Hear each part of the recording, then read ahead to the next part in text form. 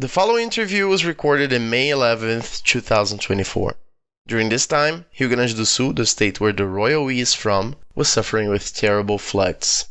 Por isso, para poupar vocês da minha voz de exausto e do meu sotaque, decidi regravar minhas falas em português. The interview you're about to hear is bilingual. It is subtitled in English and Portuguese. Esperamos que gostem da experiência.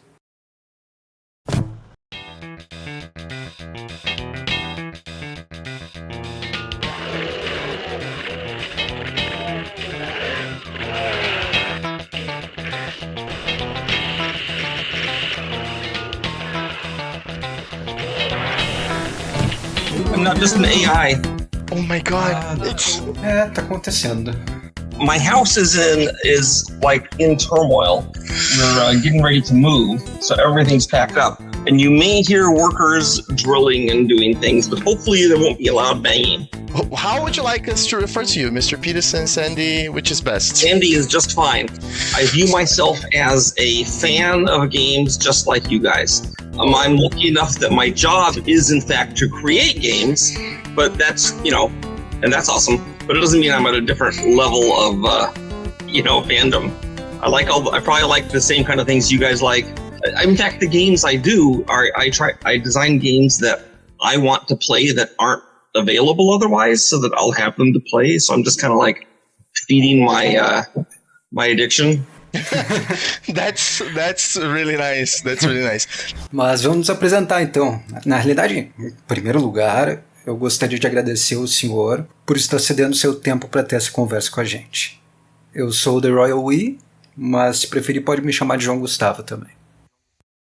E eu sou o Doomgap, se preferir pode me chamar somente Doomgap, eu tenho que falar inglês. And I am Doomgap, and this is me. You guys are from Brazil, so you know about big distances. When I'm talking to Europeans, like everything's so close and compact. Yeah, here everything's very far away. My wife isn't here. She's out of town going to her sister-in-law's graduation in North Dakota, which is 1,000 miles away. They're always really impressed. 1,000 miles away. They do the calculation to kilometers, 1,600 kilometers, and it's like, that's kind of far for us, but it's not incredible. Brasil, na prática, são vários países dentro de um país só. Yeah. Oh, I know. You travel to another section of Brazil, and the food's entirely different. Have you ever been here? I have never been to Brazil. My wife, she was in high school, rode the Pan American Highway with her family down to Chile. So how cool is that? You know that highway? It goes right down through Central America, through all the countries, and right along the coast. So actually, it must be beautiful. Brazil, but it's all the way down into Chile. And my wife, she served her mission for our church in Portugal. So she speaks, I should call it Brazilian, but they call it Portuguese, And that was her main language for 2 years. And she had friends and companions who, of course, were from Brazil. And one of my very best friends is Pedro Ziviani, who is from Brazil, but tragically lives in Iceland. He must be really cold there. Yes. He married an Icelandic woman named Helga, whom I also like. And I asked him how he liked Iceland, and he said he likes his wife. I said, how's it? He said, the food is the worst. It's super terrible. Because Brazilians have good food and they like to eat. Food is amazing. Literally decayed, fermented shark meat and like boiled cow's heads and stuff. Or sheep's heads. Brazilians can eat a boiled sheep head, but you do stuff with it, You don't just have it. A lot of seasoning, a lot of seasoning, yeah. A comida é ruim, mas é um bom lugar para ler Lovecraft. Yes. E falando em Lovecraft experiências estranhas, a primeira vez que eu joguei Doom foi em 1995, quando eu tinha 3 anos de idade. 3 years old? Doom was officially recommended to 14 years old or older. Mas não me traumatizou tanto. Foi num computador, eu ficava na casa da minha avó, e o primeiro mapa que eu joguei foi feito pelo senhor, E2M1, e, ver um Cacodemon pela primeira vez é uma experiência bem marcante. I love the Cacodemons. I was always sad they weren't a more dangerous monster, because I thought they looked so cool. Yeah, everybody loves the Cacodemon. Cacodemon é o mascote não oficial de Doom, mas o que eu queria dizer, isso é muito louco, é que quando eu jogo seus mapas em especial, talvez por eu ter jogado tanto eles quando eu era pequeno, Eu me sinto como se eu estivesse numa extensão da casa da minha avó. Have you seen my video about Doom 2 level 16? Assisti. My parents' house are on that level. No meu primeiro mapa de Doom, eu também refiz minha casa. É muito legal fazer isso. I mean, that's the thing, that's what everyone does, right? They do the office of their house. And of course, then they learn that while a house can be interesting on a small level in Doom, an office building is always really dull. Yeah. Yeah, you got to do something exciting like an amusement park or a racetrack or something like that. Then those can be fun. Yeah, it's a rite of passage for every mapper to create a map based on their house. Yes, that's exactly right. I want to put my house in Doom, and then there's my big brother in that room. You pop in a demon, and then you can kill him. Oh my God. And get back for all that trouble he gave you. Mas tá certíssimo. Eu fiz a mesma coisa. Só não fiz com meu irmão, né? Fiz com um vizinho que dá pra acessar da janela da cozinha, que é um velho safado na vida real. Velho safado. When Doom came out, we suddenly found that we got a lot of reports from people who played Doom, after hours of work, and they said this has really made our company culture better because all day long you're being annoyed by like the marketing director or whoever, then and you're getting annoyed, you're getting mad at them. And before they would just go home and be grumpy about my marketing director, he's an idiot. Why? But now you spend a half hour after work and you shoot the marketing director with a rocket launcher 20 or 30 times, and all is good now. Now you're friends again. And you don't care how many times he shot you. It's just that you got to shoot him. That's the important thing. It would even work on us at id Software when we were getting grumpy. We'd like, let's play Doom. And then we were buds again. So, we are coordinating a project called Amalgam, which is a mix of Doom and Doom 2. So, Amalgam is a megawatt which intends to unite maps from Doom and Doom 2 using the Boom Comp Level 9 format. The project is a homage to the original games and its creators. So, what we did in this project is we got from a list, a mix of two maps. For example, the map Entryway, which is your map, was mixed with Hangar, which is map 1 from Doom 1, E1M1. So we created a mixture of those maps. This is not our map. This is a map by our friends Space Cat and Dank Metal. But they've inspired themselves on those two things and they've created their own level. Our main guideline was put maps together as if the original mappers had today's tools and time. Because we are very aware that during the time, there were not as many tools as we have today. A Doom builder today is... We had one tool. We called it Doomed or Doomed. However, we did have one advantage, is that when we needed something new, when I needed something new for Doomed, I would just walk over to John Romero's office and say, hey, John, I want a timer that every 5 minutes kicks off and raises and lowers this wall. And then he would write it in for me.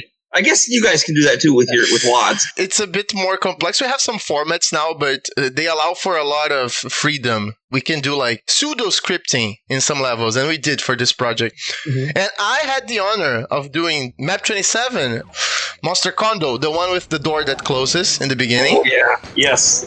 And the mixture was Gates to Limbo, E3M7, and map 27. Monster Combo was just my attempt to throw as many weird monsters and traps in as possible. Yes. We're just gonna obliterate them with creatures. It's probably my favorite Doom 2 map. So it's the name is a homage to Dungeons and Dragons, because complaints Dungeons and Dragons, they would say the worst dungeons for Dungeons and Dragons. People would make fun of saying, "Oh, it's just a monster condo. It's where you just have a bunch of rooms with monsters in them, and it's totally imagined." So that's what I called that and put it in. Just repeat that. So, Mr. Sandy, recently there has been a lot of reevaluations of the works of the time in the community.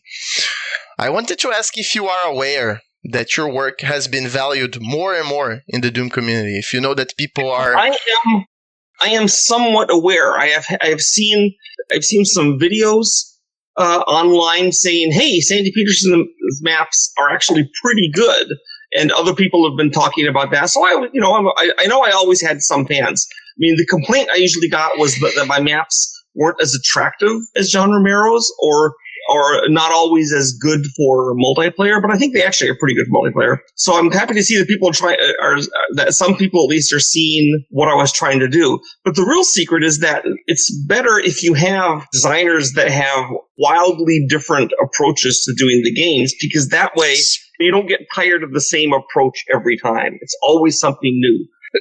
After you go through one of Romero's carefully constructed internal things with a big jump to get the rocket or whatever, then you go into one of mine and it's just like a nightmare of pounding traps and monsters porting in behind you, and you know what they're like. So I think it's good that there's both types, and I'm glad to see that some people are recognizing that. Eu penso que ter diferentes abordagens é ótimo. Dá substância pro jogo. Tem gente que vai preferir o clima mais sci-fi tech-based do John Romero, enquanto, pelo menos pra mim, o que impactou foi muito mais o clima dos mapas mais abstratos, dos mapas mais sombrios. I can cite something that we both agree on, which is E2M6, the first map you made. Yes. Eu amo esse mapa. Thank you. That labyrinth, we played a lot of the maps again for this project to review the maps and to, and that labyrinth still scares me to this day. I'm not afraid to admit. Well, I'm glad. What happened is that partway through doing level E2M6, we got the ability to change lighting, to have dark and light. It was just all 100% for them. So then this was the first level that I started having let's have it be dark. Let's have it be light. Let's have it be flashing. So that was all brand new stuff. And that's why it has those big changes in lighting between areas. It's striking. It's perfect. I remember it to this day. I didn't even like that before, and it was so exciting. You're playing Wolfenstein, you don't have that happen anywhere. Yeah. E 2M6 eu acho que até hoje é um mapa incrível, porque eu adoro o conceito do próprio mapa ser um monstro. Yes. I mean, the monster, the level might be themed, so it's really effective for a particular monster, but it's the level that is your enemy.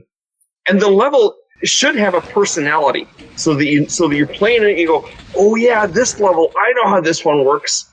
This is the level that I have to go picking up all the little helmets, or I'm going to get killed, And like the warehouse level, E2M2, is it? Yeah. And so when you're in that level, it just feels different from the other levels, and that's something I think is really important. Em termos de personalidade, como o senhor disse, eu sinto que os mapas do senhor parecem abraçar uma estética muito mais de horror do que os mapas do Romero. Pelo menos os mapas dele naquela época. Well, here's the thing, see, when I was working on Doom and Quake, I viewed it as a horror game, a game that was scary. And I think that a lot of people that do mass support, they view it as an action game, which of course it is also an action game. But I always wanted to make it creepy. That's why like my signature trick is the room with a pedestal and a spotlight and like a BFG or something valuable you want to get there.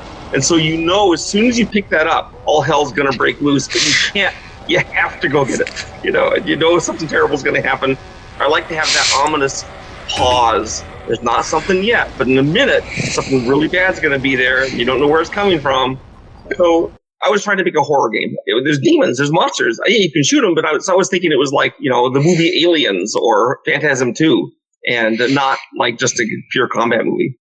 I also tried to always, that was a rule that John Romero was supposed to have too, was that we always had a clue to the secrets. Because back in Wolfenstein, they did not. You just had to bump against every wall to see which ones opened. But every map I did in Doom, there's a hint. There's some kind of clue to it. For example, on the map, what's the one with the claw?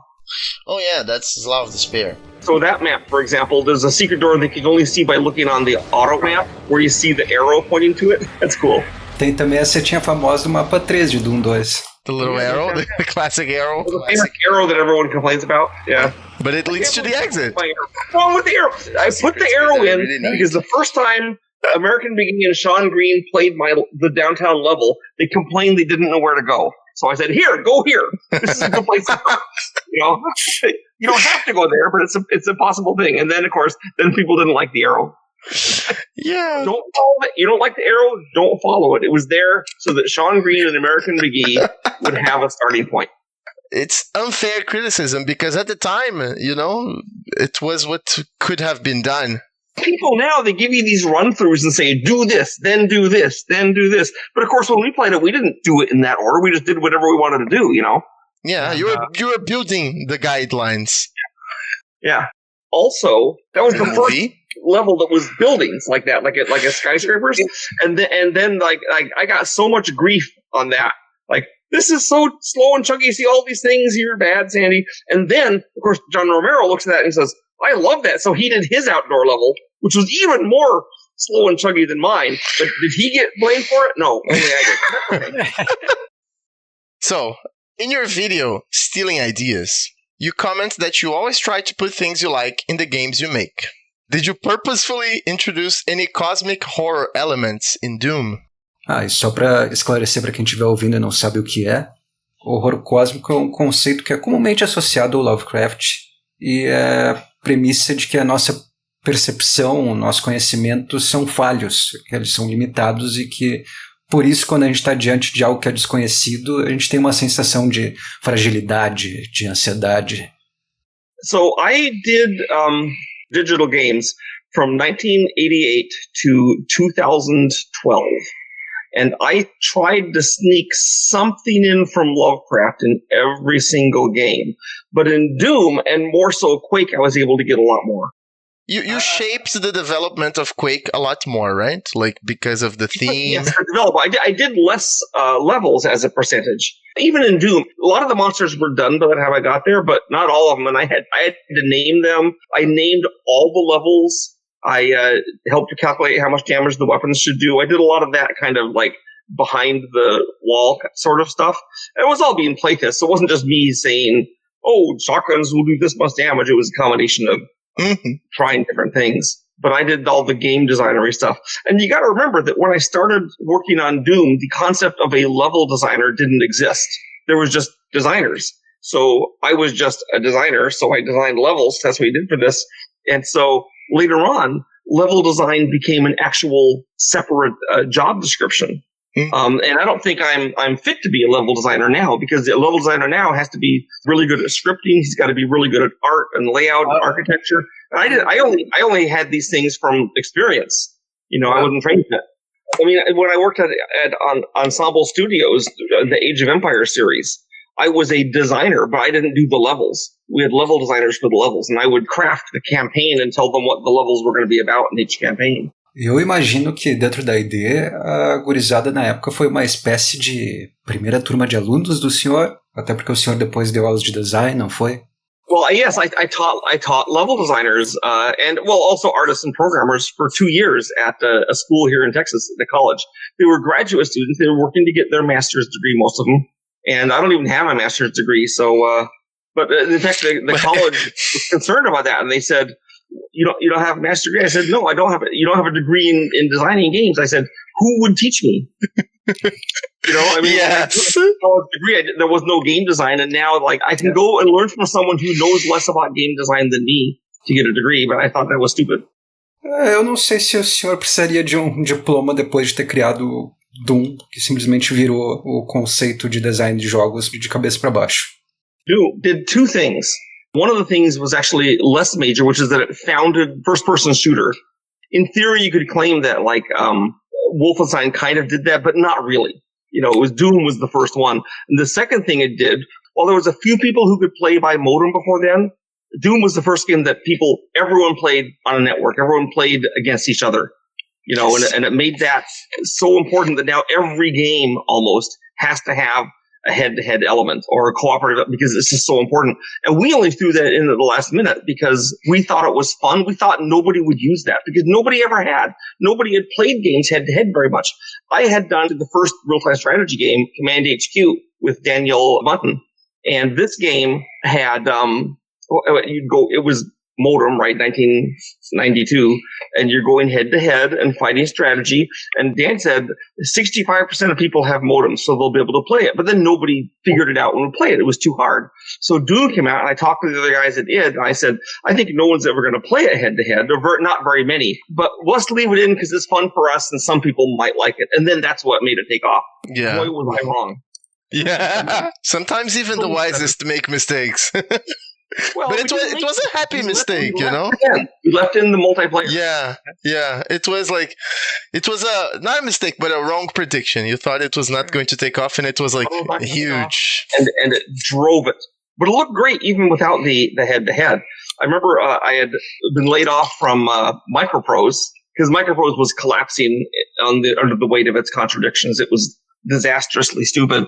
So I left and I went to id. And then I got to have after working at id for a while, I got to go back to Microprose and show them Doom episode 1. And they were just, their eyes were bugging out and they were amazed. And I think it delayed all the next projects by at least 6 months. They had to evaluate Doom. And one thing they all said was, oh, we could never do something like this. It's too gory and too extreme. And then when we went to Game Developers Workshop, GDW, we all had t-shirts made that on the front had a picture of Doom, and on the back it said, wrote it. I still have the shirt, 30 years old. Still wear it. Oh my God. I have some shirts that said, my son wrote it. So they gave those to the parents. Then I had a couple that said, my dad wrote it. And then my daughter would wear that to high school, and the other kids would like, your dad didn't write Doom. And she said, he did. So we'd go to the GDC, and everyone there would say, oh, well, obviously our company could never do a game like this. Microsoft itself came to us, and they wanted to do it. We couldn't do a shooter like this. You know, of course, it wasn't long before everyone went ahead and did it. You know, but at first they thought they couldn't do it. It was too wild. And that was amazing. Doom transformou o mundo dos jogos nos anos 90 porque não existia nada tão imersivo. Aliás, considerando o contexto do lançamento de cada um, eu acho que Doom é um jogo que é ainda mais Lovecraftiano que Quake. Isso porque, na época, Doom colocou o jogador num mundo completamente novo. Num mundo que ninguém entendia muito bem. Mas que ainda assim era imersivo, real e com uma narrativa bem clara. Well, you're writing your own story. The thing is, you don't have to have a lengthy backstory like a movie. It comes from playing it. I mean, the backstory of Doom is there's demons and you have a gun. Para mim, esse é um dos pontos mais interessantes que conectam a obra do Lovecraft com a narrativa semiótica de Doom. O Doomguy, se a gente parar para pensar, ele cumpre um propósito muito parecido com o dos protagonistas das novelas do Lovecraft. É basicamente como o senhor comenta num vídeo seu de 2020, quando diz que o personagem principal na obra do Lovecraft não tem tanta personalidade. Daí o leitor consegue facilmente projetar a própria personalidade no indivíduo. Oh yeah, you're playing the game and you're playing with your friends, and the camaraderie of that, and combined with the interaction of the game, it's unlike movies. When I do a game, I'm able to directly think about what the player is going to do and how he's going to react to it. In a movie, it's more of a passive entertainment, but a game is not passive. You are doing stuff. And I'll tell you the truth. One of the reasons I talk a lot more about Doom than Quake is because Doom was fun to do, and Quake, the company, was starting to collapse. It was not a fun work experience to work on Quake. It wasn't because Quake wasn't fun. It was because the company infrastructure was becoming toxic. Acho que todo projeto tem seu nível de toxicidade. Ou, melhor dizendo, só cobra. Yes. He has greatly improved since that time and is a much better person. I have not met him in person to confirm that, but I know people I know the guys that work currently at id, you know, and some of them say, oh yeah, he's a good guy. So, I mean, he's had 30 years to improve, so it'd be horrible if he wasn't better, you know? Yeah, we can only hope, right? He was pretty young and inexperienced, and I guess he thought that's what you should do. But you know, I still love Adrian Carmack, and Adrian Carmack. We'd hang out. He was my best friend at id. We hung together all the time and would figure things out. I see John Carmack and hear from him once in a while. So let's go to the next one. This one is specifically more general. It's like, how much Lovecraft is there in Doom? What were the main references of his work that ended up getting into the game? And which were the main imagetic influences? That is, influences that don't need textual communication to be understood by the player. Okay. The main Lovecraft influence in Doom is that I switched the order of the maps from what the original plan was. The original plan was that the first level was supposed to be in the space station with aliens invading. And then the original plan was the second level, you went to essentially hell. And the third level was you came back to the space station and it was mixed space station and hell. And that was supposed to be the scariest. I said, it's scariest when it's pure hell. That's the Lovecraft idea. When you go over to the other world, and that's why the cyber demon, who's actually the toughest boss, is at the end of the second episode instead of the third. Because he was a mix of hell and our world. A propósito, falando em Cyber Demon e Lovecraft, o último mapa do segundo episódio de Doom teria sido por acaso inspirado na novela literária Nas Montanhas da Loucura, em que o narrador encontra um monte de monstro dilacerado por uma espécie de monstro maior no final? Yes. The Baron of Hell hung on a war. Oh, well, you know this is a horrible monster that you fought and killed once, and the fact that he's hanging on the wall, something came in here, killed the Baron of Hell, and nailed it to the wall. What is that? What was going on? All that stuff is up in arms, and while you're mystified by that, then you know you're going to meet the thing that did that. So that's cool.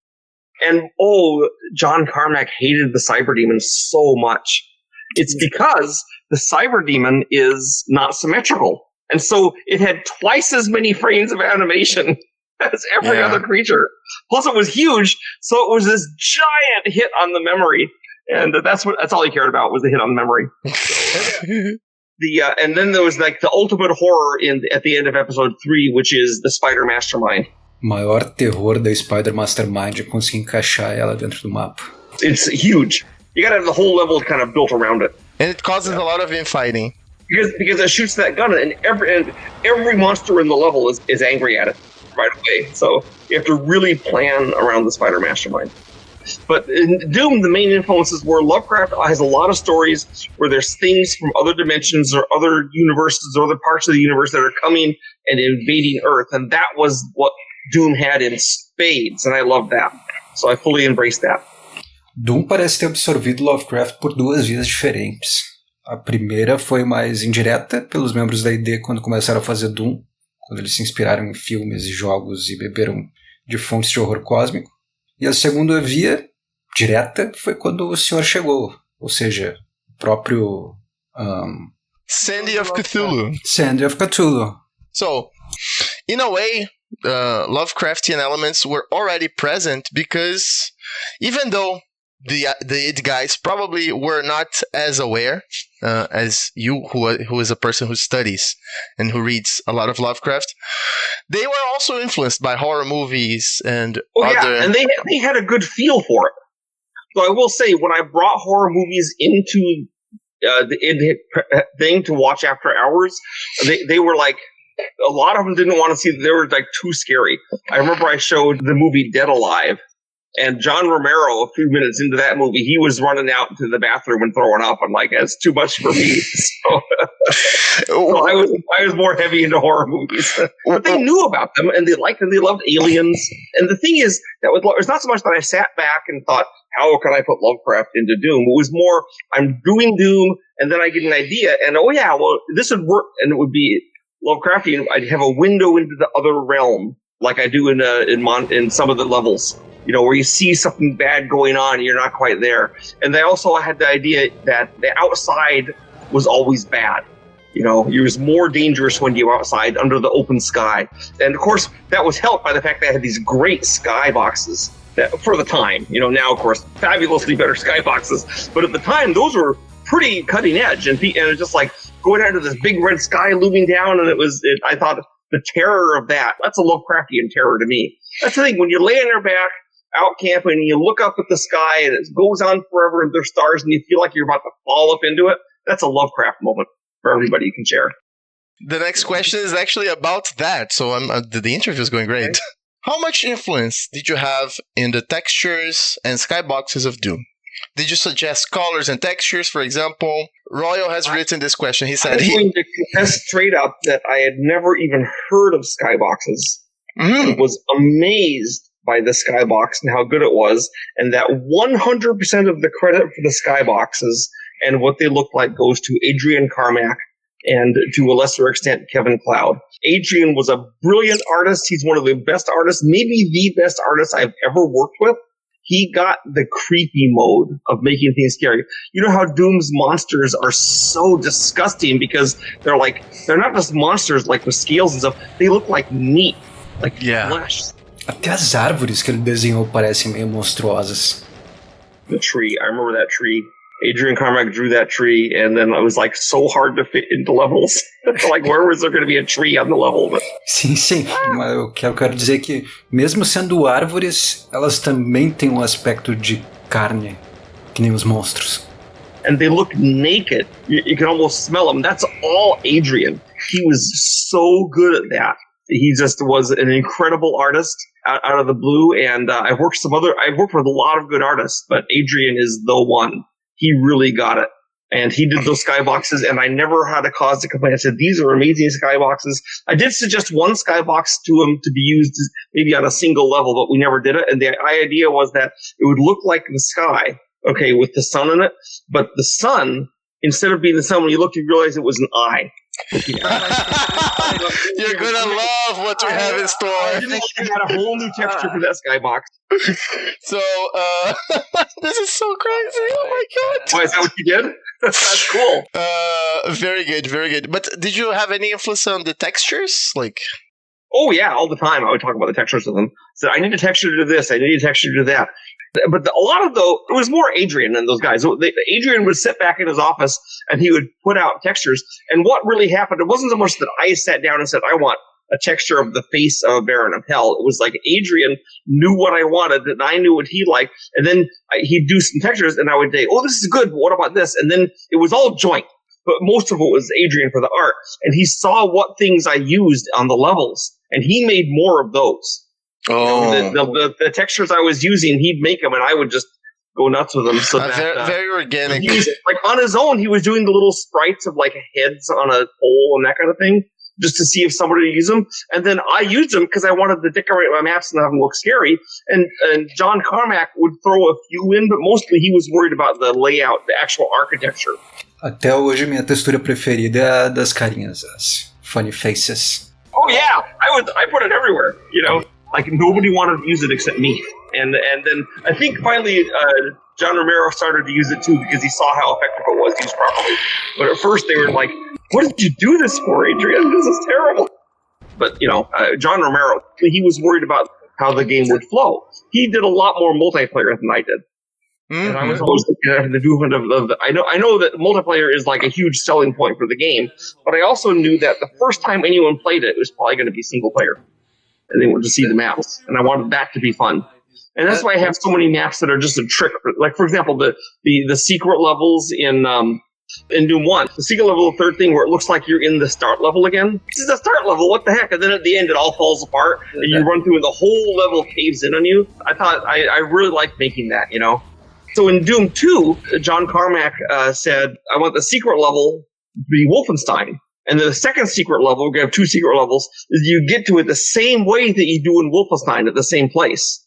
But then he didn't say the second secret level had to be exactly like the top level of Wolfenstein, so I made it, you know, that was the Lovecraftian thing where that's kind of an element that in the back of my mind that you're going into a place and you kind of think you know what it's like, but there's something wrong, and then it goes really wrong. So that's what happens when you're walking around in even in the boss level of episode 2 of Doom, when you're walking around in the pillars and Cyberdemon hasn't activated yet, and then you hear him, you know, roaring, and you know, and then usually what happens the first time you play is that you just get blown up and you don't see what hit you. And the second time you're looking for it, then you see it, and you're like, oh my gosh!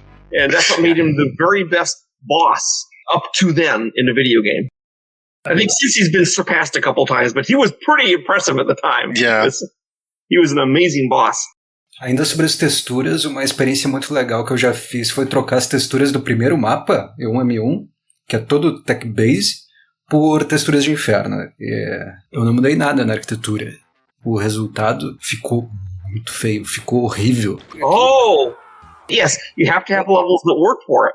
No, I understand exactly what you're saying, but I also, right, it's not something that you would realize if you hadn't seen it in action.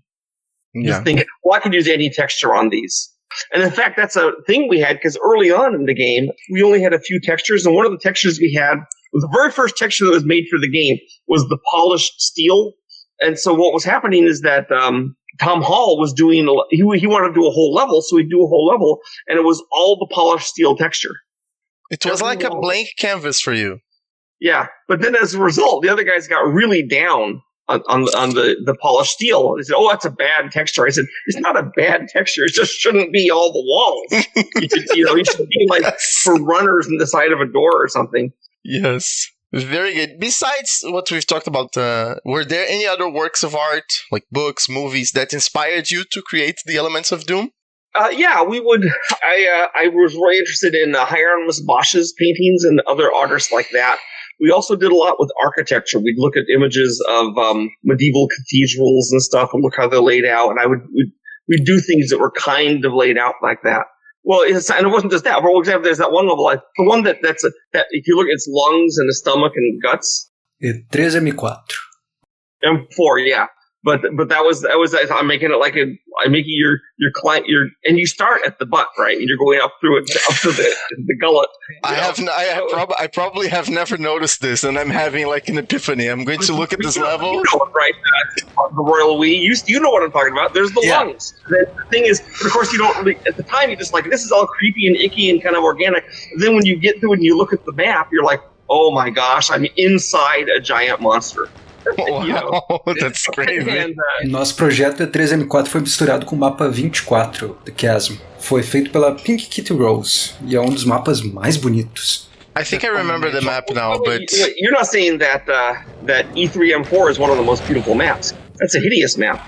Ah, tá. O senhor sabe que existe beleza na feiura também. E eu tava me referindo mais ao mapa da Pink Kitty Rose, mas eu penso que E3M4 tem o seu charme. É um mapa feito para as coisas se encaixarem do jeitinho que as coisas são. If it's made to hang together, then it, right? Yeah. But like the most coherent map that we had in the game, which was the castle map, the teleporting castle, E3M5, the Unholy Cathedral. It was written by Tom Hall. The thing is, Tom did 90% of this map. I added a few things off. You can tell the parts I added because there are these weird things off the main hall. And then another thing, like Tom, because he left before we had all of the different treasures and weapons and monsters, and so I had to add all that to it. But I kept his basic idea of you have to go teleporting around. But that's a really confusing map as a result. My maps are a little more linear. You go back and forth through it, but you're not confused about where you are. That one is also one of the prettiest of the project. And that problem was solved because we wanted the problems that people had with the maps. They were kind of like, oh, if you want to fix this, if you think this didn't work so well, you can do it in your own way, And this part was like it was used for another purpose, so it's a little different.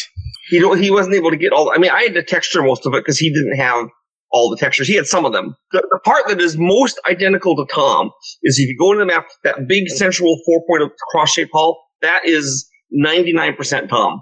Then the more you go out around the edges of it, that becomes more mine. Esse era outro mapa que eu morria de medo quando eu era pequeno. It's pretty scary. And it's also scary because you can't find it where they're the crushing pillars that wants to smash you. I can't remember if that was Tom or me. It might have been Tom. I don't actually remember. It's 30 years ago, Yeah. Another question. How were tabletop games useful when creating your maps in Doom? Did you have any influence from that? Yes. Tabletop games made me know how to flow things properly and how to balance games so they hung together. Also, tabletop games gave me more breadth in things to borrow from, ideas to take. I played role-playing games. I played military games, airplane shooters and stuff at Microprose. These sort of like, if you see a comic book that's written by a person that only has read other comics, it has a lot narrower range of what it can do. Yes. All he knows is superheroes, so if he wants to do a love story, it's a love story about superheroes. Whereas a person that has seen more, have read more, seen more films, they just have a wider base. I can't know if I can pick up a single thing, but all of us were crazy about games. John Romero, John Carmack was not crazy about games. We were crazy about programming, right? But he would just be there programming away, then he'd come and say, hey, I found out how to do this new trick. See if you can use it in a game. And about half the time we couldn't use it. And we didn't tell him. We just we put it in one place on a level somewhere. And But if we could use it, sometimes it was something that was brilliant that we wanted to use again and again and again, you know. But it was just John's way. He just had no idea what would be fun in games. But John Romero knew what was fun. In fact, John Romero knew that knowing about other games was really important, because on my interview, I was at dinner with them and we started talking about games. So I got all excited talking about games, and Romero got all excited talking about games, and we went back and forth. And then later on, after I was hired, Kevin Cloud told me, you know, one of the reasons that you were hired is because John Romero had never met anyone who knew as much about games as he did. He was really excited to have someone that knew about games. So. And then John Carmack cared so little about PvP on the game that in Doom 2, you could never get 100% monster kill because there was monsters that respawned, so you get 120%. Yeah. You know, it would be the math to make it work and be 100% is so simple, but he didn't want to do it. He wanted to just work on Quake with Michael Abrash. He wanted to do something, he wouldn't lift a finger to do it. People still discuss about those things. They should. It's a scandal.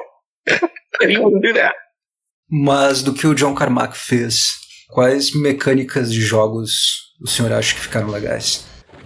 John Carmack wanted to add the Archvile. So he drove that. I love the Archviles. Also, Carmack programmed the monsters so they'd get mad when they were shot. They wouldn't get mad when they were shot by like their own fireballs, right? Uh-huh. But forgot to turn it off if they got shot by another monster's fireballs. And that's why monsters will fight each other. That's something that we love. Bullets don't belong to anyone. And that's why the human zombies, they can get anyone mad at them when they shoot, because the zombies, the bullet isn't, so two zombies will shoot each other because they know the bullet came from that zombie, but they don't treat it like a zombie bullet. It's like imps don't fight imps. And then when we saw when it was in there, and I started using it in levels, it was great, but it was not an original plan. Well, Doom was so complex for the time that it had a lot of those little things. You've already mentioned this before, but I'm going to ask you anyways. At the time you were hired by id, being a level designer was not actually a job. It was not. You were one of the first. How do you feel about that, you know, the experience of not being specifically a level designer, but just a designer making levels? Well, what happened is that because level designer didn't exist, they knew they needed some kind of new thing to make the levels. What had happened is they were all down on Tom Hall. I mean, I thought Tom Hall was a fine designer, but they didn't like him anymore. And so John Romero and John Carmack, the two Johns, they had this idea that maybe designers were bad for games because they didn't think Tom had the vision for Doom for whatever reason. I'm not saying they were fair, but that's what they thought. And so they said, well, if Tom doesn't have the vision, maybe designers are bad. So they brought in artists to do the levels because they knew that, because they were trying to get, they didn't know it, but they were trying to get a level designer. So they brought in artists to do levels to try them out. And what happened is that Adrian Carmack and Kevin Cloud knew that an artist wouldn't be able to do levels because they're artists. So they said, bring in a designer. And they said, no, designers are bad. They said, no, Tom didn't work for us, but a designer will. And look, and then they brought me in because they looked at my resume. If anyone's a designer, it's going to be Sandy Petersen. Let's try him out. So I came in, and the programmers, the two Johns, were like, well, we'll see. And so what happened is I said, well, show me what the artists have done. I want to start with the basis. And one of the artists had done a partial spiral staircase, and that's it. And of course, you can't do a full spiral staircase in Doom, right? Because it's not 3D, it's 2.5D. But he went partway up, and it was no textures. Oh, it was silver texture, and that is all the guy had done. And I said, huh. So then I started building level E2 and 6, and that map was built in the order you go through it. So first there's the room you come in, then you go into the room with the sinking acid, and there's the guy on the side that comes out at you, and all that stuff was what I was building. So if you look at that map, and you look at the central part, where there's the room you come out of, and then there's the hall, and then there's the way out there on the other side. That central, like, cathedral area, that's what I did in my 3 days at id. I put that all together with levels that were rising up out of the acid and stuff, and monsters that appeared out of nowhere. And the secret hall, you had to run really fast before the acid came back up and killed you. Yes. And so I was just trying to make a really simple level with some tricks and traps. But this was so far beyond what the artists had done that was it. They're like, okay, I guess he knows what he's doing. And I mean, I didn't know what I was doing. I was just trying to make a fun little level, you know. And You did know. and they said, "Oh, so a designer is good." Later on, they decided that they needed more artsy stuff. And that's where that happened later in Quake, you know. But at the time, they said, "Okay, I see. He's using the textures in interesting ways. He's making it something we can play." And then that's what won them over to me. And then by the end of Doom 1, we were starting to realize what we actually wanted in a level designer. We, hired American McGee, hired other guys. And by Quake, we had multiple. Sean Green was starting to do some levels. I think he did one level in Doom 2. Ele fez 2 mapas de The Ultimate Doom e o mapa 25 de Doom 2. Yeah. Sean Green was John Romero's best buddy. They hung out all the time together. He left when John left because he wanted to stay with John. He mainly was like the gopher at id early on. He just like did whatever jobs they wanted him to do, and he kind of taught himself programming enough to port Doom over to other platforms. He worked in combination with John Carmack on that. Nice. I don't know where Sean is now. I assume he's still following. I hope he's still following John Romero. I know he went to Ion Storm. Da época de Doom e de Quake, acho que os membros da ID que eu mais acompanho até hoje, além do senhor, são o Romero e o American McGee. Yeah, but he's not working on. Well, what American McGee? He was the neighbor of John Carmack in the apartment complex they lived in. He was the first tester of Doom. We'd bring him over and his roommate. And they were buddies, and they would test all the levels.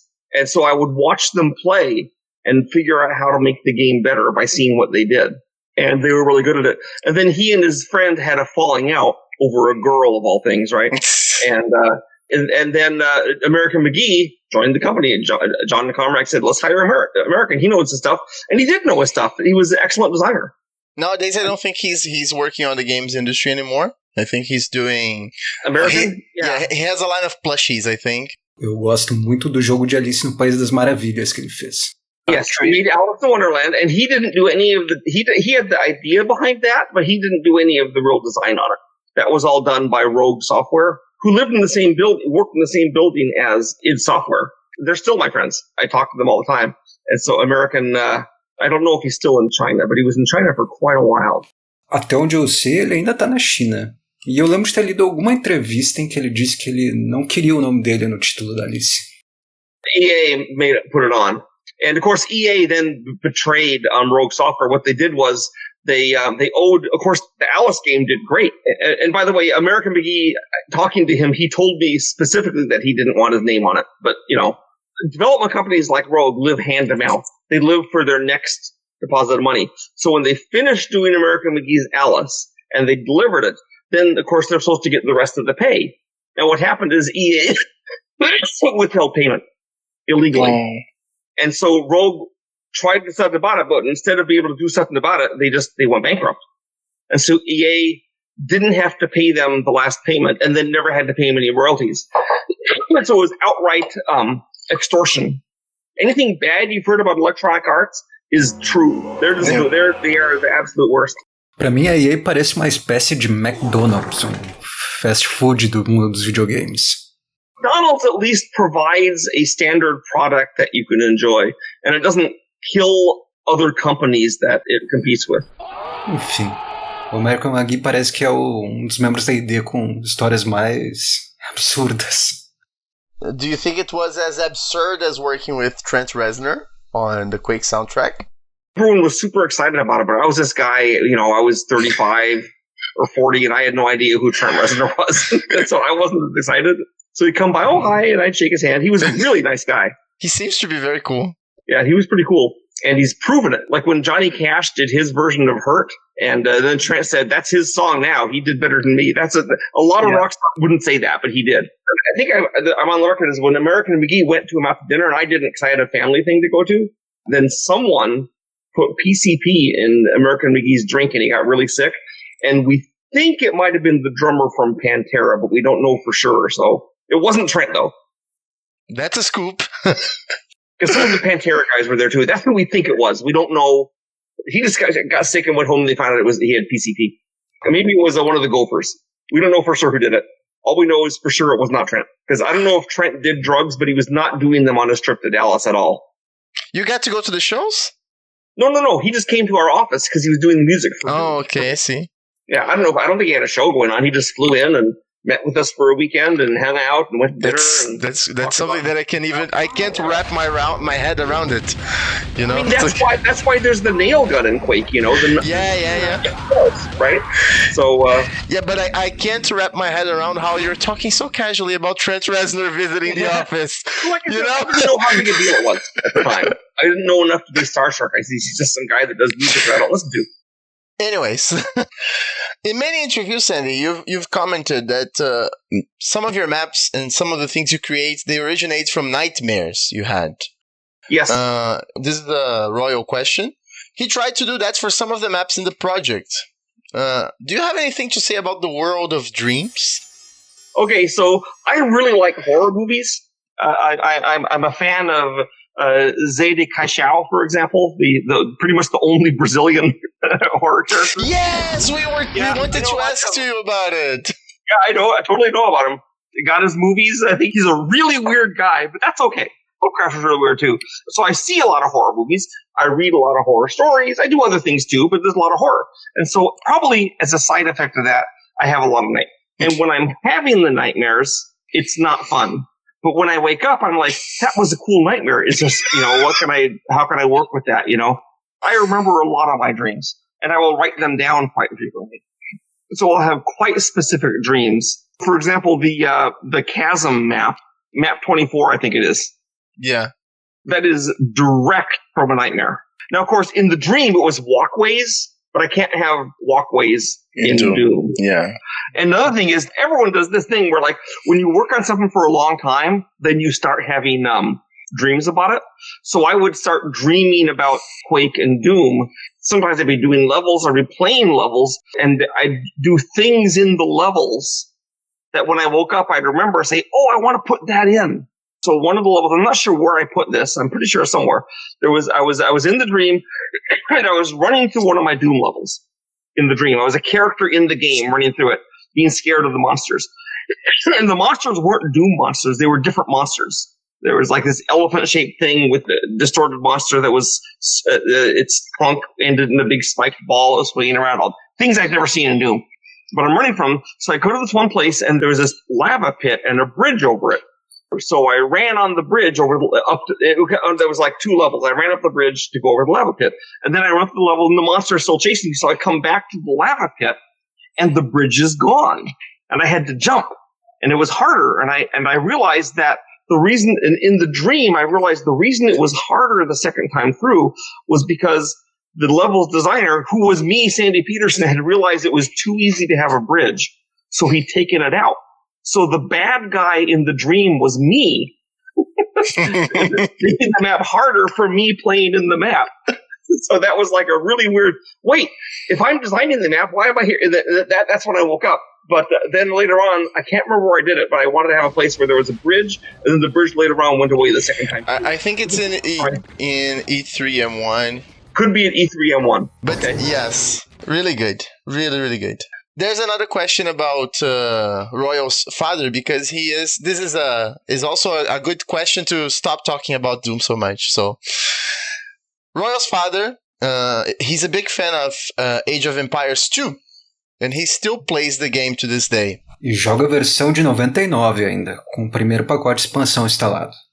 Isso porque ele é purista, fiel e ainda joga o original. Yeah. E porque o computador dele não roda o remaster de 2019. Could you tell us, specifically to Royal's father, not so well-known secret about Age of Empires? Can I give you a secret from Age of Empires 3 that's not well-known? Claro que pode. It's very much not well-known. So, Age of Empires 3, you start with the Indian Scout. And they always have a tribal name. Apache, Navajo, whatever. So, and of course, the tribal name doesn't affect what they are. It's just a randomized from a table. But one of the tribal names I put in is the Miskatonic tribe. Now, the Miskatonic tribe of Indians was 100% invented by Lovecraft.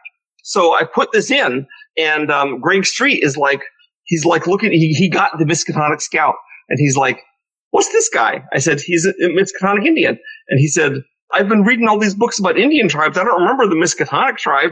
And I said, oh, it's back east in Massachusetts. It's not very well known. And he goes, oh, okay. And so I thought I was going to get busted, but I got it in there. And so the Miskatonic Scout is for Age of Empires. This is amazing. Also, another fact that he may or may not know is the very first super unit that we made, or not unique unit for Age 2, was the Longbowman. Because everyone knew we had to have Longbowman. That's the only one I didn't get to choose. They said, we're going to have Longbowman for the English. And I said, okay. And then they said, no, we're going to have everyone else have Longbowman at first, too, so it'll be easier. And I said, no, we're not going to do that. I'm going to put some kind of stub non-Longbowman for all the others, because I don't want people to start playing the game and balancing it based on the fact that everyone had Longbowman. So we would argue over it, because the way I balanced the game was I balanced it so that cavalry will destroy archers. And the other guys in the company would say, but Sandy, in the Battle of Crecy and the Battle of Agincourt and the Battle of the Silver Spurs, the archers killed the cavalry. And I said, the reason those battles are famous is because the archers killed the cavalry, and that was weird. Nobody expected that. The reason that the French bravely charged against the British longbowmen is because they thought they were going to win because they had cavalry against longbows. And then I gave some examples of battles where the cavalry destroyed archers that weren't properly protected. And they go, oh, and then what would happen is on Age of Empires 2, I was the go-to guy for everything about history. I'd be sitting in my office working on something, trying to balance longbowmen against paladins or something. And then guys would come in and say, Sandy, what's this fact here that I need to know about this unit? I go, oh, and I had to know it on the fly. So what happened is that on each of the Age of Empires products, I was not the lead. I was like the second in command. I was doing all the balancing, organizing the maps, and I did other things. But there was always a separate lead. It was Mark Toronto and Ian Livingston on Age of Empires 2, Age of Kings, and then Greg Street on Age of Empires 3, Age of Colonization. But then for all the expansions, Rise of Rome, the Conquerors, and the War Chiefs, I was always the lead on that. And what happened there is when we did Age of Empires 1, I had a team that was supposed to be doing a fantasy RTS game. And they kept pulling guys off my team, and I finally said, okay, I don't have enough guys left to do my game. So I propose what I do is I take the tiny team I have left. I had one programmer, 3 artists, and me. I said, we'll just do an expansion for Age of Empires 1, The Rise of Rome. We'll have Rome and Rome's enemies. It'll be cheap and fast to make. I'll use most of the existing stuff. And I think it'll probably sell about a fourth as many copies as Age of Empires, which will be great because it'll cost like 10% as much. And Microsoft said, oh no, expansions never sell. And I said, I know they sell because I worked in the paper game industry, and like my game Call of Cthulhu, the role-playing game, most of its sales are from the expansions. People buy like $300 worth of expansions for every copy of the game. So we disobeyed Microsoft and did it. And then, of course, it was a huge hit. It sold 1 million copies, and it cost almost nothing to do. So the Age of Empires 2, when it finished, Microsoft came to us and said, we have learned that expansions are a good idea for an RTS game. We're going to command you to do it. And they said, who taught you that? I have a question. I didn't have this question planned, but now that you talked about it, what do you think about the state of the game industry nowadays, that we don't have expansion packs anymore? We have DLC, which is like shorter things. Yeah. I mean, it's a different approach. One way I like it because it means I don't have to go to the store and buy the expansion pack. I can just pay for it. On the other hand, it's a really easy way to nickel and dime your players to death and make them hate you. So you have to kind of like keep it under control. I play games on my phone, and I know that there's some people that won't play anything that's not free, but I will happily pay to get a good game. I think that's reasonable. I mean, I understand paying to get rid of ads because they have to get money somehow. But if I pay to get rid of ads, I want there to be no ads. And DLC, it's a slippery slope. You got to be really careful about it. And some companies are just so grasping and greedy that I think it turns off the players, and it will hurt them in the long run. Yeah. I think it's better if you simply have periodic upgrades, maybe. I don't know. I'm glad I'm not in the video game industry now, so I don't worry about it. Yeah. Já que a gente está entrando nesse assunto de vendas, eu vou trazer uma questão mais polêmica aqui sobre o Brasil. mas que faz parte da minha iniciação no mundo dos jogos. Até onde eu lembro, o senhor não gosta de pirataria, né? I do not, no. Infelizmente, todos os meus primeiros jogos de computador foram piratas. E isso porque aqui nos anos 90, pirataria era muito comum. Really common everywhere in the world. When Age of Empires came out, Microsoft estimated that 80 to 90% of it was pirated, and Doom was like, oh, Yeah. everyone pirated Doom. O problema aqui no Brasil é que não era nenhuma questão de escolha, mas que os preços eram simplesmente proibitivos. Não tinha como. Yeah, it was basically the only way to get it. Brazil has rapacious, terrible prices for its stuff. Yeah. And it's really bad. Even today, for my company, my board game company, shipping to Brazil is heartbreaking. But in Brazil here, it was basically the only way to get games because the other ones were really expensive. If it's the only way to get a game, I guess I can kind of justify it because you're not ripping off the company because you can't get it otherwise. Yeah, and most of the people You can't get it otherwise. I think you should have to pay for it. You know, just because you can't get a car doesn't mean you should be allowed to steal one. Piracy at one time in the 90s, not so much now, but in the 90s, and I'm not exaggerating, it was literally threatening to destroy the industry. It was like we were scared that it was going to just go away. We couldn't make games anymore. Well, Doom 2 was harder to pirate because you had to buy the whole box. And because it was harder to pirate, we sold like 8 times as many copies as Doom 1. That was the game that made id rich, was Doom 2. Doom 1, actually, many more people played it because it was all pirated, but we only got money for a tiny fragment of that. It was shocking. I remember looking at a chart in Microsoft where they're showing what percentage each company pirated games, or not just games, Microsoft, so like anything, what Windows, you name it. China was 96%, Russia was like 90%. And I think the advent of internet and downloadable stuff has really helped that. Like back in the 90s, for you to get a copy of Doom 2, someone had to ship a physical copy of Doom 2 to Brazil. Yes. And then your rapacious postage service. I don't know what's wrong with those guys, if they're all descended from highway robbers or something.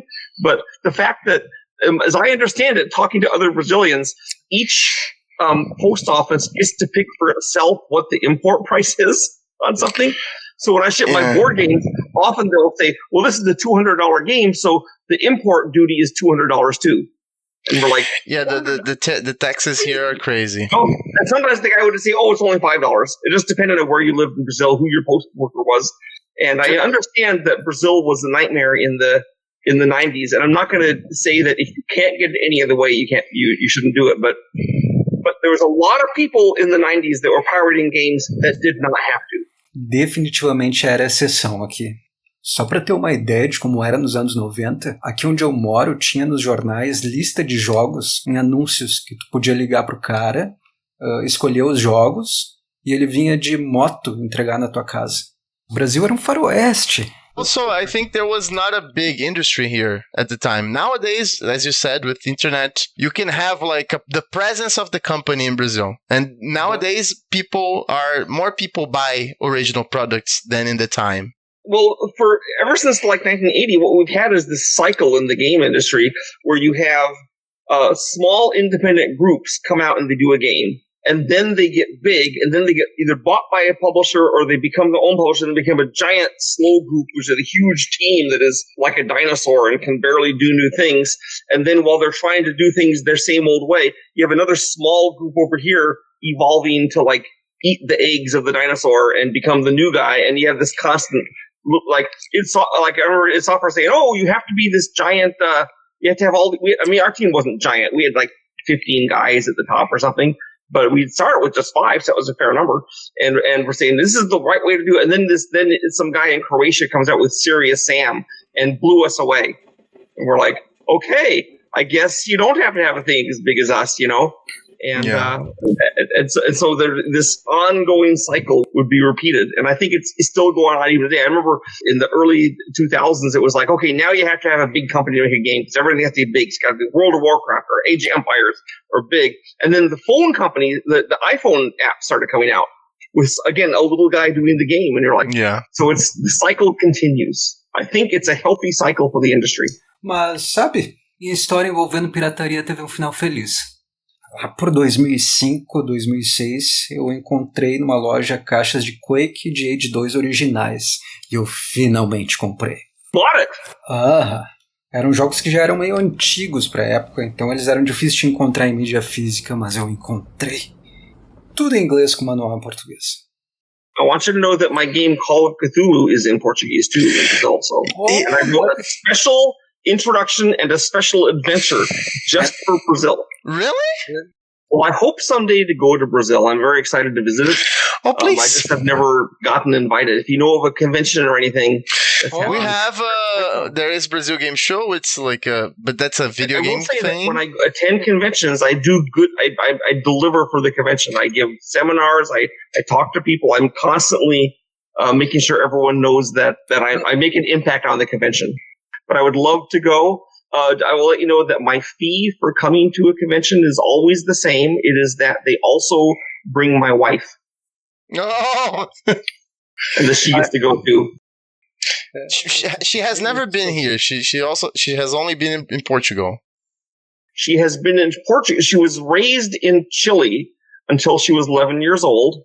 So she lived in Chile for years, and she went to Portugal, and she was in Spain for a year and a half. And so actually, she has a problem because she gets her Portuguese and her Spanish kind of mixed up sometimes, you know. So sometimes she gets a little mixed up. And of course, living here in Texas, we get a lot more Spanish. Aqui, dependendo do estado em que a pessoa vive no Brasil, o sotaque é completamente diferente. É quase como se fosse outro idioma. Oh, Brazil is huge. Yeah, it is. It's difficult to travel in Brazil. You can't just drive on a highway. You know, you have to take an airplane. It's not, you know, I mean, you've got the Amazon, you've got all these mountains and all these things kind of dividing you up into different territories. Na realidade, o Brasil não tem montanhas. Further, you got the Andes over in the... but that divides our country from Chile and Peru, right? But there's still mountains. Yeah, but they don't divide Brazil internally. That's true, they don't. So, Sandy, I have a little brother, and he's 10 years old, and he has been also influenced by me to play Doom. That old game? Are there new games you can play? Yeah. I gotta say, it was super fun to play this game with my granddaughter. I noticed that, for example, that when your guy heals, you know, he smiles. And the granddaughter's like, he smiled. They noticed that because no one else notices it, but my granddaughter noticed it. Kids notice so many things that we don't. Sim, é muito bom de ver o irmão dele jogando. Ele é o melhor playtester que tem. I've shown him the game. He's beat Doom 1. He liked it a lot. And the community is still active, you know? Even though it's been 30 years, we still have the forums. We still have... The games I've worked on, they seem to have long legs. I'm not saying it's me that did it, but I love that. Yeah. You know? How do you feel to be part of like something so foundational, something so important for the first-person shooter genre or for the strategy, real-time strategy? So here's the thing. See, I did the very first Lovecraft game ever, and I did the very first horror role-playing game. Worked on the first horror board game. I did Doom and Quake, which were huge. And then I wouldn't say that Age of Empires was the first RTS game, but it really was a professional job that expanded the thing. And of course, it's not just me. There's other guys all working on it. I'm one small part of it. But I got to be one small part of a lot of groundbreaking events in the game industry. I guess I lucked out to be at the right place. And so Doom is great, and it's really important in my development, but it's one of several big important things that I've done. It's not the dominant fact of my existence, because there's also Call of Cthulhu, and there's Cthulhu Wars, and there's Age of Empires, there's Civilization that I worked on when I was at Microprose, you know, and so all these things are important. But how does it feel to be part of so many important things? I love it. It's so wonderful. I love being on an airplane or at a convention and someone says, you know, I've had people tell me that they were really depressed and suicidal and playing Age of Empires of all things. Let them get their head on straight and not kill themselves. And I'm like, well, I don't want to take the blame for saving your life or the credit, but I'm glad that happened. I mean, I told you about the guy that went and shot his marketing director every evening after work for half an hour playing Doom, and now they were friends. And so I had some small part in making those guys be friends. And so I've affected their life for the good, and I love that. I think being games is like the super important critical thing. if the nuclear bomb hits and we all go back to the Stone Age, game designers are not going to be what we need, right? We're going to need farmers and stoneworkers and lumberjacks and carpenters. But at least in our world as we have it now, I'm able to provide an outlet towards the huge stress of modern life. Mesmo que acabe tudo explodindo, quem ficar vai continuar precisando de novos mundos para escapar dessa realidade medonha que a gente vive. Yes. Well, look, I guarantee right now, where you are, you have all these rescue workers saving lives. And I'll bet that in the evening or next week when they're finished doing it, that they are going to sit back and play video games and stuff to get their head off the terrible things that happen, to get back on track, to give themselves a break, because those guys are under so much pressure, I can't even imagine it. And I don't know if they're going to play any of my games, but if they do, I'm grateful that they would even consider that. Tomara. Jogos acalentam nossa alma. Nos unem. Eu não teria conhecido o Gap se não fosse Doom. Because of this project is when we met. That's what games are for now. See, back in the early 90s, games made people separate. Because you're playing in your room all by yourself, not talking to anyone else, ignoring your wife, ignoring your kids, ignoring your brothers and sisters. You're just playing the game. But now, you're part of a clan. You have a group, and you're talking to them while you're shooting them. Yes, we did that. Right? Of course, we just smack talk them, talk about how bad their mother is because they're racist. And the kind of stuff. And so that brings people together. And so video gaming has completely changed from being something that separates people to something that brings them together. Because when I worked on role-playing games and board games back in the 80s, well, I do it again now, those brought people together. You had to get together to play the game. And so it kind of bothered me at Microprose when the games were separating us. But then with id, that changed. Now we're together again. We're friends once more. Do you think there has been like a resurgence on board games recently? Because I've seen that. It's been a huge. Well, what happened is that so board games always, at least in America, they always used to suck. It was like Clue and Risk and Monopoly and terrible board games.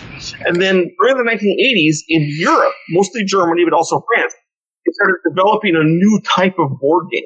A board game that was really fun, that didn't last 15 minutes, had a clear ending, and had a lot of interaction. And these came over to America first in the 90s, and they revolutionized board games all over the world. And now I'm in that industry now, making my board games. Now, of course, when I do a game like Planet Apocalypse, which is the game about the end of the world, where everyone's on teams fighting, actually you're shooting demons. It was originally my plan to make a game that was Doom, but a board game. And now I have it. It's Planet Apocalypse. That's kind of totally fighting demons. So if you see the game around, you'll know that is my homage to Doom. People with guns shooting demons. So games that are bringing people together and they don't sell as much as a video game. Like I will sell, 50,000 copies as opposed to 1 million copies.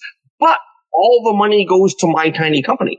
When I do a video game, like 80% of the money goes to Microsoft or EA, and then a tiny bit comes to the company, and that's split up among the 75 guys in the company.